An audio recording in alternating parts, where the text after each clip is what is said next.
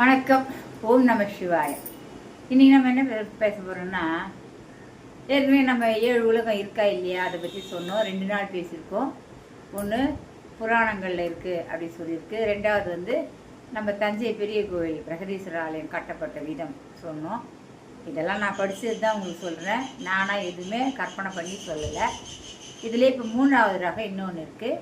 அது என்னென்னா அது என்னென்னா, அதே நம்மளுடைய இதிகாசங்களில் ராமாயணத்தில் என்ன இருக்குன்னா, ராவணன் சீதையுடன் லக்ஷ்மணனுடன் காட்டுக்கு வனவாசம் போனார் இல்லையா?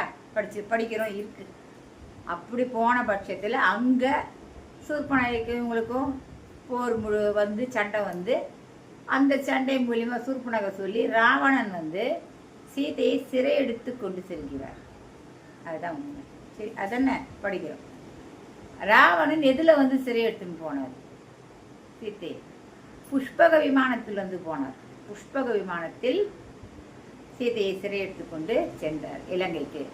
அப்படின்னு தான் நம்ம ராமாயணத்தில் இருக்குது. இது உண்மை, படிக்கிறோம் உண்மை. அப்போது புஷ்பக விமானம் என்பது என்ன?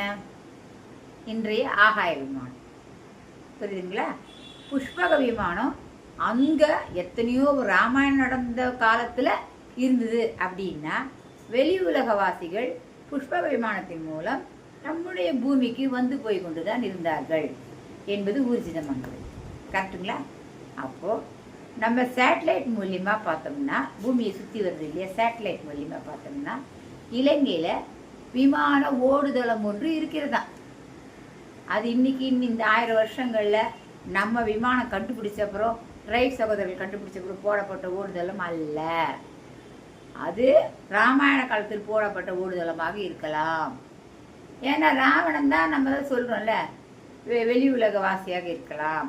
அவர் விமானத்தின் மூலியமாக புஷ்பக விமானத்தின் மூலம் ஒரு உலகத்துக்கு சென்று வந்திருக்கலாம் அப்படின்னு நம்ம நினைக்கிறோம்.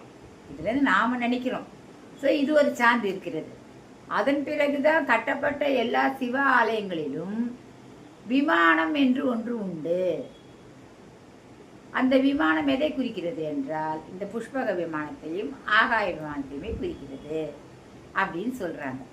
ஆக மொத்தத்தில் வேற்று உலகவாசிகள் அன்றைய நாட்களில் விமானம் மூலியமாக பயணித்திருக்கிறார்கள் அப்படின்னு தெரிய வருது. நாளைக்கு உள்ள வீடியோவில் இன்னொன்றும் சொல்லுவேன். சொல்லின பின்னால் இவங்கெல்லாம் எப்படி போகிறாங்க அவங்க உலகத்துக்கு, எப்படி உலகத்துலேருந்து இங்கே வராங்க அப்படின்ற விஷயத்தையும் நான் சொல்லுவேன். சரிங்களா? வணக்கம். ஓம் நம சிவாய்.